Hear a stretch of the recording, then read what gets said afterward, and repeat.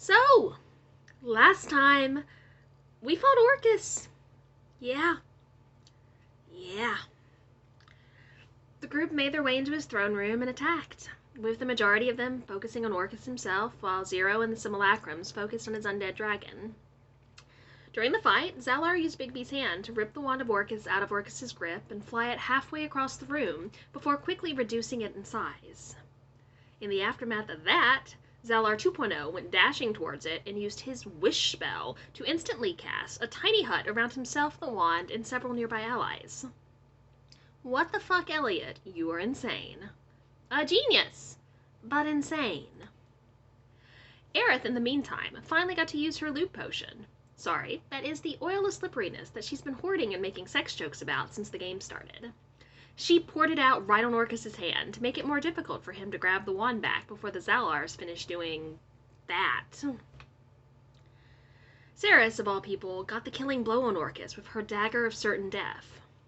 Her fucking offhand dagger. It wasn't even halfway through round 2 of the fight, and the DM may have added a fair number of hit points to Orcus before the fight even started. There's a small chance that we're overpowered. Just a tiny one. After everyone stared in shock for a second or two, they turned their attention back to the dragon and took it down without too much issue. While most of the group then stood around in shock or helped heal each other, Aerith walked up to Orcus's throne and plopped down on it, which caused a small bit of concern. Especially when a few minutes later Iridian was feeble-minded out of nowhere, and while the group focused on him, Aerith disappeared. And everyone knew beyond a shadow of a doubt that Aerith had that spell prepared, because that had been one of their backup plans for the fight. They began exploring the room, finding 2 potential ways out other than the hallway of death that they came through. There was a hidden door that they didn't think Aerith would have been able to move without help, or at least without drawing a lot of attention, as well as a balcony with several doors and stairs leading off of it. Iridian, Gwei, and Gwei 2.0 went to explore the balcony as their wings were still up thanks to the berries they'd eaten prior to the fight. Gwei used Turnt Undead on some giant skeletons that were up there to keep them dancing so they could get by. While they explored, several of the others began climbing up via rope. Seris and Carxus were the only ones on the balcony by the time the Aasimar returned from exploring a hallway, convinced Aerith hadn't gone that way. They decided to check the doors instead.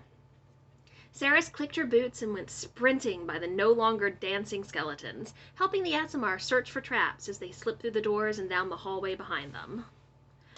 While all that was going on, to the surprise of absolutely no one, Carxus turned on the group, grabbed the wand of Orcus, and tried to sprint away with it. Arian grabbed him with telekinesis, while Zallar, being Zallar, tried to disintegrate him to keep the tradition of Ryan's characters turning to dust during our anniversary game going. It did damage, but didn't kill him, and Carxus made the save against being feeble-minded that Zallar tried next. So Zallar 2.0 essentially said fuck it and turned him into a rat via polymorph. It was around that time that a fire elemental appeared out of nowhere and started attacking Poppy, Valora, and Ember. And that was the scene that Iridian, Seris, Gwei, and Gwei 2.0 walked back in on when they returned from exploring the hallway, which had turned out to be a safe way out of the room, albeit not one that Aerith had seemingly taken. References to certain episodes of Community may definitely have been made. Up on the balcony, Seris immediately noticed Aerith hiding off to the side, just as she, sent up a wall of fire encircling Seris completely. The wall of flames was the only thing that everyone down on the floor could see as they finished fighting the elemental and looked upwards. More Community references definitely happened. Zero used his boots to fly up to the balcony, while Seris simply ran through the flames surrounding her. Because rogue.